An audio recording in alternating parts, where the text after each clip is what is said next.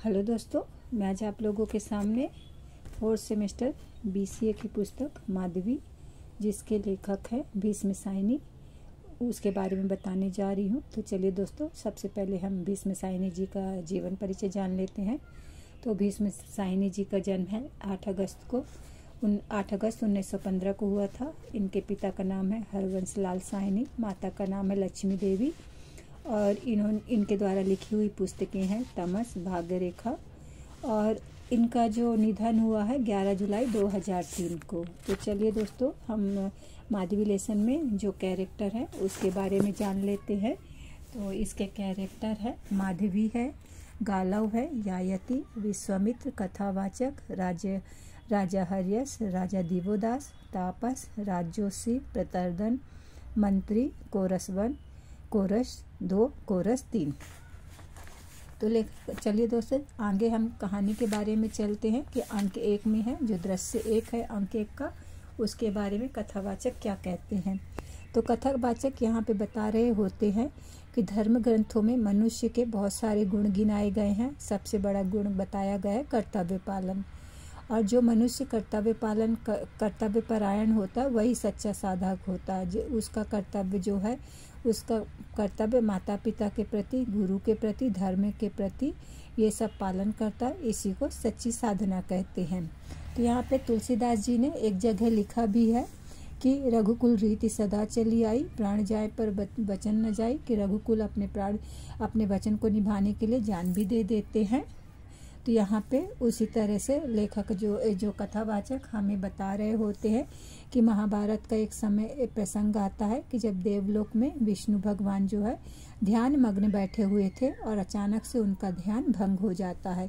वो बहुत ज़्यादा सोच में पड़ जाते हैं कि आखिर मेरे ध्यान को क्या हो गया कि मैं अचानक से भंग हो गया।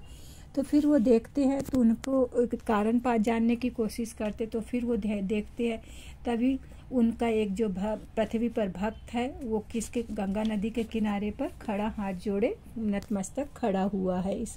उन्हें भगवान को ध्यान कर रहा है, याद कर रहा है।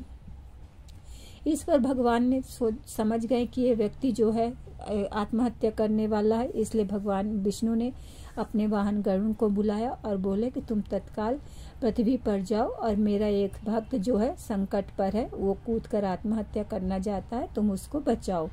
तो गरुड़ महाराज अपने भगवान की, अपने स्वामी की आज्ञा पाकर सीधे नीचे पृथ्वी पर आए, और उन्होंने वेश बदला, और वन स्थली पर, वहाँ पे जब गंगा नदी के किनारे था, वहाँ पर उन्होंने देखा तो एक जलधारा की तरफ मुँह किए हुए एक व्यक्ति खड़ा है। तो उन्होंने उसके पास जाकर बोला कि भाई, तुमको मुनि कुमार, तुमको क्या तकलीफ है, तुम आत्महत्या क्यों करने जा रहे हो। तब वहाँ पे वो व्यक्ति बोलता है, मुनि कुमार बोलता है कि मेरे जीवन का कोई मतलब ही नहीं है। ओके, तो यहाँ पे गरुड़ देव जो भेष बदल कर रहते, तो बोलते हैं क्या हुआ, मुझे सच्ची पूरी बात बताओ। तब वो बोलता है कि मैंने अपने गुरु को एक वचन दिया था, उसे भी मैं पूरा नहीं कर पाता हूँ, और मैं अपने गुरु महाराज की गुरु दक्षिणा भी नहीं जुटा पाता। मेरे जैसे पापी लोगों को मर जाना ही बेहतर है। तो इस पर गुरुदेव बोलते कि यहीं पास में यायति का आश्रम है, उसके पास जाओ, वो तुम्हारी मनोकामना पूरी कर देंगे। वो बड़े दानवीर राजा हैं। तो यहाँ पे दानवीर राजा के, और उनका जो नाम है, उनका जो चर्चा है देश देशांतर में रहती होती है। तो यहाँ पे मुनि कुमार जो है गरुड़ की, मतलब ब्राह्मण की बात सुनकर किसके पास आता है, यायति के पास आता है। तो यहाँ पे यायति का आश्रम दिखाया जाता है। यायति अपने आश्रमवासी 1 और 2 से बात कर रहे होते हैं। यायति अपने आश्रमवासी से बोलता है कि यहाँ मैं वन में आने के बावजूद भी बहुत ज़्यादा खाली खाली लगता है, और तो आश्रमवासी एक बोलता है कि हो सकता है महाराज आप यहाँ पे जंगल में रह रहे हो, इसलिए अभी आपका मन उसमें लगा नहीं है। तभी आश्रमवासी बोलता है ऐसा कुछ भी नहीं है, मैंने बहुत दिनों राजपाट कर लिया था, राजपाट में व्यस्त था, तो इस दिन की मैं बहुत दिन से रास्ता ढूंढ रहा था कि कब मैं अपना राजपाट छोड़कर पूजा पाठ में ध्यान दूंगा, समय व्यतीत करूंगा। तो अब राजपाट पीछे छोड़ के आ गया हूँ, बट मेरे मन में अशांति अभी भी साथ ही चल रही है, वो छूटी नहीं है। तब आश्रमवासी 2 बोलता है कि महाराज हो सकता है आपको उस समय राजपाट में धूमधाम से रहने की आदत थी और यहाँ पे खाली खाली है, सब सुविधाएं वहाँ पे थी और यहाँ पे कुछ भी नहीं है, यहाँ का जीवन कठोर जीवन है। तब आश्रमवासी बोलता है महाराज आश्रमवासी 2 से कि महाराज को सुख सुविधाओं की क्या ज़रूरत है, अगर सुख सुविधाएं को ज़रूरत होती तो वो राजपाट अपना त्यागते ही नहीं, उनको राजपाट से मोह नहीं है, वो राजा हमेशा अपने धर्म का पालन करते हैं, वो हमेशा अपने पितरों की पूजा पाठ ही इसमें लगे रहते हैं, उसमें कोई कमी नहीं होती। तब आश्रमवासी फिर से अपना एक ओपिनियन देता है कि हो सकता है महाराज को कि आपको कि जिस आपको मतलब सुना सुना इसलिए लगता हो कि आपको कोई मतलब आपकी प्रशंसा करने वाला यहाँ कोई भी नहीं है। तब आयती बोलते तुम्हें तो हमेशा नई नई सूझती रहती है, ठीक है ना। तो उसी समय क्या और जिस तो आयती आश्रमवासी बोलता जब आपकी कोई प्रशंसा करता तब आपके ईगो को या अहम को तुष्टि मिलती है, जिसके कारण से आपको वो सुख मिलता है जो कि यहाँ पे नहीं है। तो आश्रमवासी बोलता है कि इन्हें आश्रमवासी 1 बोलता है कि इन्हें प्रशंसा की क्या आवश्यकता है, ये तो वैसे भी इनका नाम दानवीरों में राजा हरिश्चंद्र के साथ और राजा मतलब दानवीर कर्ण के साथ लिया जाता है, इन्हें प्रशंसा की कोई आवश्यकता नहीं है। तब यति बोलता है कि मैंने हमेशा अपने कर्तव्य को सदा मानकर ही कर्तव्य निभाया, मैंने अपने जितना भी मेरी शक्ति थी, मेरी जितनी भी हैसियत थी उससे बढ़कर ही मैंने दान दिया। तब आश्रमवासी फिर 2 बोलता कि इसका कोई तो कारण होगा कि आपका मन यहाँ पे नहीं लगता। तब आश्रमवासी 1 बोलता है कि हो सकता है महाराज आपकी बेटी का आपकी चिंता होगी, क्योंकि आपकी बेटी आपके साथ में माधवी का स्वयंवर रचाना चाहते होंगे, जो कि अच्छा वर मिल जाए और आप उसकी स्वर्गवासिनी माँ की भी ये आत्मा को शांति मिले। तो यति बोलता है कि मैं स्वयंवर तो यहाँ वन में रहकर भी रचाऊंगा, ठीक है ना, मैंने उन्हें राजाओं को मैंने नहीं भुलाया, भले ही उन्होंने मुझे भुला दिया। तभी उस समय एक दास आके परिचारक आके बोलता है कि महाराज यति की जय हो, आपसे एक मुनि कुमार एक आगंतुक आपसे भेंट करना चाहते हैं। तब यहाँ पे आयति बोलता है कि ठीक है मुनि कुमार को अंदर लेके आओ। तो मुनि कुमार आते हैं और गालो जो रहता है महाराज को प्रणाम करता है और वो बताता है कि महाराज मैं ऋषि विश्वामित्र का शिष्य हूँ और मैंने अपनी पूरी शिक्षा समाप्त कर ली है। तो आयति बोलते हैं कि ठीक है बैठो और कुछ नहीं है, तो थक गए होगे, बहुत दूर से आए हो। तब यहाँ पे गालो अपनी समस्या बताता है कि महाराज मैं बड़े संकट में हूँ, पहले आप तो याति बोलते नहीं पहले बैठ जाओ, फिर हम तुम्हारी आराम से बातें सुनेंगे। तब यहाँ पे गालो बोलता नहीं मैं विवश होकर आपके पास आया हूँ, मैं आपसे प्रार्थना लेकर आया हूँ, जब आपके सामने मेरी प्रार्थना आप सुन लीजिए। तब आयति बोलता है कि मैं तो अपना राजपाट सब कुछ त्याग चुका हूँ, ठीक है तुम फिर भी बताना चाहते हो तो बताओ, मुझसे जितना भी बन पड़ेगा तो मैं तुम्हारी सहायता करूँगा। तब गालव बोलता है कि मैं विश्वामित्र का शिष्य हूँ और 12 वर्ष तक मैंने 12 विश्वामित्र के यहाँ शिक्षा ग्रहण की हूँ और मैं 12 विद्याओं में पारंगत हुआ हूँ। तब याति ये सुनकर बोलता मुझे बहुत खुशी कि तुमने इतनी शिक्षा प्राप्त की हो। तो वहाँ पे आयति बोलता है आगे। तब गालो बोलता है कि गुरु दक्षिणा में मुझे 800 अश्वमेघी घोड़े देने हैं, ठीक है ना। तो यहाँ पे बोलता है ये तो अच्छी बात है, तुमने गुरु दक्षिणा देने की बात है। तो सब लोग हैरान रह जाते हैं, सबकी 800 अश्वमेघी घोड़े। गालो सिर झुकाकर बोलता है कि मतलब उसमें गुरुजी का कोई दोष नहीं है, गुरुजी ने तो मना किया था जब गुरु दक्षिणा देने की बात आई थी, मगर मैं गुरु परंपरा की मर्यादा को रखना चाहता था, तो मैंने ही जिद किया था कि महाराज आप बताइए कितना गुरु दक्षिणा देना है। तो उन्होंने बोला नहीं, बार बार मेरे जिद करने से उन्होंने बोला कि जाओ 800 अश्वमेघी घोड़े का प्रबंध करो, यही मेरी गुरु दक्षिणा है। तो गुरुदेव ने इतना जैसे ही गुरुदेव ने 800 अश्वमेघी घोड़े बोले तो मेरे तो होश ही उड़ गए, मैं इतना घोड़े कहाँ से जुटा पाऊंगा। और फिर इतना कह गुरु महाराज मेरे को डांटते हुए बोले जाओ अब मेरे घोड़े का प्रबंध करो। तो याति बोलते मैं ऋषि विश्वामित्र को जानता हूँ, उन्होंने क्रोध में तुमसे कह दिया होगा कि गुरु दक्षिणा में 800 अश्वमेघी घोड़े दो, तुम उसके पास लौट जाओ और क्षमा याचना करो तो क्षमा कर देंगे। तो गालो को जो मतलब उसके ईगो के लिए ये सीधा नहीं था, तो वो बोलता नहीं महाराज, मैं उनको वचन दे चुका हूँ, मैं कैसे भी किसी तरह भी उनके सामने गुरु दक्षिणा लेकर ही जाऊंगा। तो ययाति बहुत समझाते, मुनि कुमार तुम बहुत हठी हो, तुम मुट्ठी भर तंडुल में तुम्हारे गुरु जो है, तुम मुट्ठी भर चावल भी है, कुछ भी लेकर जाओगे तो प्रसन्न हो जाएंगे, तुम उनसे क्षमा याचना कर लो। तो गालो बिल्कुल भी नहीं मानता। ययाति बहुत ज़्यादा समझाते हैं कि मुझे तुम्हारी निष्ठा और आस्था देखकर बहुत खुशी होती है, पर अश्वमेघी घोड़े 800 हैं, तुम कैसे जुटा पाओगे। तो गालो बोलता इसीलिए तो मैं आपके पास आया हूँ कि आप मुझे अश्वमेघी घोड़े दे दीजिए। तब यहाँ पे ययाति जो है हंसकर कहता है कि मेरे पास 800 अश्वमेघी घोड़े, वो भी मैं आश्रम में राजा नहीं हूँ, मैं एक आश्रमवासी हूँ, मेरे पास तो सवारी के लिए भी घोड़े नहीं है, तुम 800 अश्वमेघी घोड़े लेकर आए हो, और एक नहीं दो नहीं पूरे 800। तब गालव बोलता कि महाराज ययाति के ने राजपाट त्याग दिया है, तो भले ही मगर मैं जानता हूँ कि आपने राजपाट त्याग दिया है, बट आपका नाम तो ये दानवीर ययाति है, और मेरी अभ्यर्थना, मेरी प्रार्थना आपके द्वारा ही पूरी हो सकती है। तो ययाति अपने थोड़ी सी इतना प्रशंसा सुनकर बहुत ज़्यादा थोड़ा सा खुश हो जाते हैं।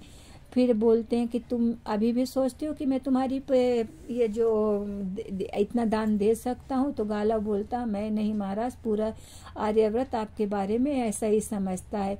तो यहाँ पे ययाति बोलते कि हम तुम्हारी निष्ठा की प्रशंसा करते हैं मुनि कुमार, बट अश्वमेघी 800 घोड़े तुम्हें कहीं पर भी नहीं मिलेंगे। हमारा यही आपको सजेशन है कि तुम विश्वामित्र के पास जाओ और उनसे क्षमा याचना कर लो।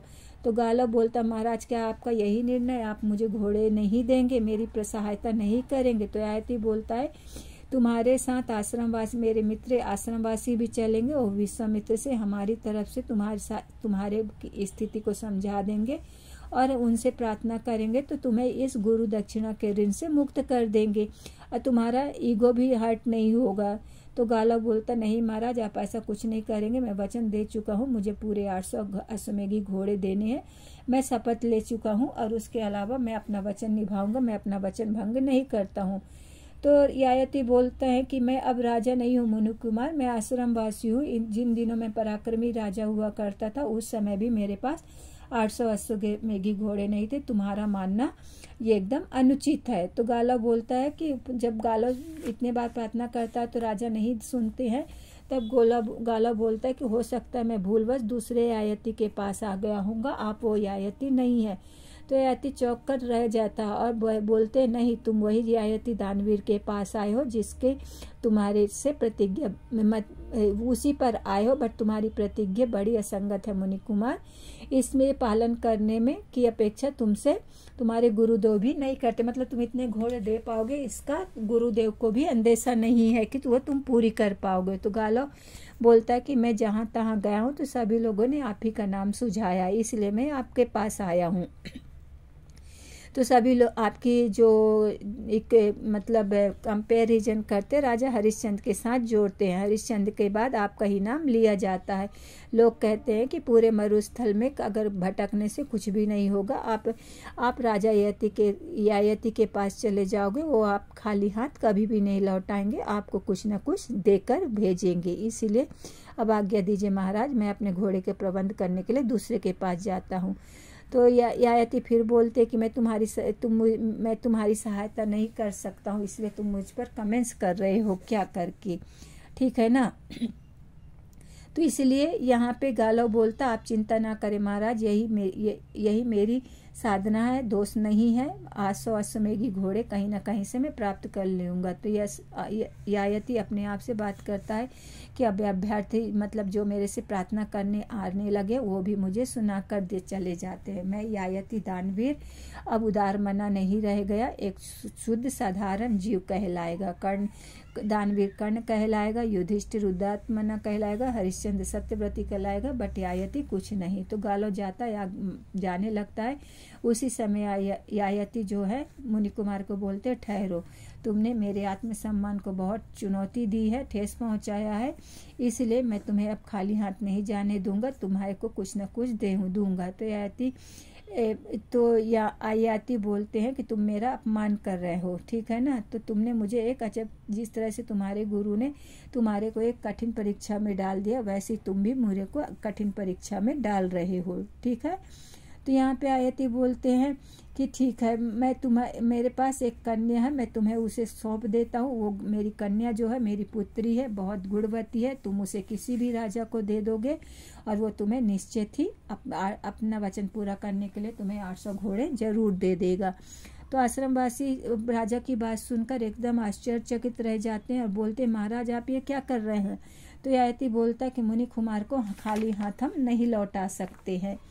तो आश्रमवासी एक पूरी तो बोलते हैं कि आप अपनी पुत्री को दान देंगे। तो ययाति बोलते हैं, ययाति की पुत्री उसी समय आती है और वो चहकती रहती है, उसे तो कुछ भी पता नहीं रहता। तब वो बोलती है कि बेटी, ययाति बोलते बेटा इधर आओ और तुमको इस गालव के साथ जाना है, ठीक है ना। तो माधवी बोलती मैं नहीं समझी पिताजी, मुझे इसके साथ क्यों जाना है? तो ययाति बोलते हैं कि बेटा तुम्हें गालव जो है ये युवक है, तुम्हें सब कुछ समझा देगा। आज से मैं तुम्हें इस युवक को सौंप रहा हूँ, तुम्हें दान दे रहा हूँ, अब यही तुम्हें सब कुछ समझाएगा। तो ये बोलते कि हाँ ययाति बोलते मैंने तुम्हें दान दे दिया है, तुम्हारा जो इस युवक का जो भी काम होगा वो तुम्हारे माध्यम से पूरा होगा, इसकी प्रतिज्ञा तुम्हारे माध्यम से पूरी होगी। और इस ययाति इतने से बढ़कर तो यहाँ पे ययाति बोलते हैं गालव से कि मैं मुनि कुमार अब इससे बढ़कर मैं कुछ भी नहीं दे सकता हूँ, इससे तुम्हारा काम पूरा हो जाएगा। तो यहाँ पे युवक अभी भी युवक को विश्वास नहीं होता है कि मेरी पुत्री के माध्यम से तुम्हें 800 घोड़े मिलेंगे क्या? तो गालव बोलता महाराज, तब ययाति बोलता है कि नहीं, इसके माध्यम से तुम्हारे 800 घोड़े पूरे मिल जाएंगे। एक राजयोषी ने माधवी के लक्षणों को देखकर बताया था कि इसके गर्भ से उत्पन्न होने वाला जो बालक होगा वो चक्रवर्ती बनेगा, इसलिए ऐसे लक्षणों वाली युवती को कोई भी राजा लेना स्वीकार करेगा और तुम्हें 800 घोड़े बिना किसी संकोच के दे देगा। गालव बोलता रहता है। और तो यहाँ पे ययाति बोलते अभी से और भी तो राजा अपनी पुत्री के बारे में और भी बताते हैं कि इसे और भी वर प्राप्त है, जैसे चिर कौमार्य का वर प्राप्त है, तुम्हें इस आगे आगे सब स्वयं पता चल जाएगा। तो माधवी बोलती है क्या पिताजी आप कहाँ आप नहीं चाहते कि मैं आपके साथ रहूं? तो ययाति बोलते कि बेटे मैं यज्ञ में दे जाने वाली आहुति साधारण आहुति नहीं रहती, मतलब मैंने तुम्हें दान दे दिया, यज्ञ में दे दिया है, वो मैंने बहुत संकल्प करके बहुत पत्थर दिल करके ही दिया हूँ। तो यहाँ पे तो अब अपने आप में वो बोलता कि ऐसा उसे फील होता है कि देवलोक से आवाज़ आती है कि देवता सारे प्रसन्न हुए और क्योंकि माधवी के द्वारा ही गालव का काम पूरा होगा। तो माधवी बोलती है कि आज माँ होती तो क्या वो मुझे इस तरह से दान दे देती। तो ययाति अपनी बेटी को समझा रहा होता है कि बेटा मेरा यही धर्म सर्वोपरि है। तो माधवी बोलती है कि मैं आपका अभिप्राय नहीं समझी पिताजी, ठीक है ना, ये क्या हो रहा है? तो ययाति बोलते हैं कि मुनि कुमार तुम्हें सब समझा देगा, वह बड़ा कर्तव्य परायण युवक है और गुरु के प्रति उतना ही निष्ठावान है, तो जितना तुम अपने पिता के प्रति निष्ठावान हो। तो इस तरह से क्या कहते तुमने आज जो है मुनि कुमार ने मेरी परीक्षा ली है, तुम और ययाति जो है मुनि कुमार की परीक्षा में डूबा नहीं है, अधर्म के गर्त में नहीं पड़ा, अपने वचन का धनी हुआ है, तो जाओ बेटी तुम्हारा भाग तुम्हारे साथ में है। इस तरह से माधवी ये सब कैसे हो गया पिताजी से पूछती है। तो आश्रमवासी और गालव और माधवी चले जाते हैं। तो आश्रमवासी वन ययाति से कहता है कि आपने ये क्या किया महाराज, आपने अपनी इकलौती बेटी को घर से निकाल दिया, आपने उस अनजान युवक को दान में दे दिया जिसे आप जानते नहीं हैं। तो ययाति बोलता है वो मेरे सामने प्रार्थना लेकर आया था, एक उम्मीद लेकर आया था, मैं उसे कैसे नहीं देता। तो आश्रमवासी बोलता है ये आपने ठीक नहीं किए हैं, आपने बिना सोचे समझे अपने बेटी को दान में दे दिया। आश्रमवासी टू भी ययाति को बोलता है कि आपकी अपनी खुद की संतान थी, आपका अपने संतान के प्रति भी कुछ कर्तव्य और रिस्पॉन्सिबिलिटी होती है। तब ययाति बोलता है कि वो मेरी पुत्री है, ययाति की पुत्री है, पिता के कर्तव्य जो होते हैं वो बेटी अच्छे से निभा निभाएगी। मैंने अपना कर्तव्य निभाया है और वह भी मेरी बेटी भी अपना कर्तव्य निभाएगी। तो आश्रमवासी दो आवेश में आ जाता है, बोलता कर्तव्य नहीं महाराज, अपने यश की लालसा में आपने ऐसा किया ताकि लोग कहें कि वनों में रहते हुए भी महाराज ययाति ने दानवीर का काम किया है। अपनी एकमात्र पुत्री को भी उन्होंने ध्यान दे दिया।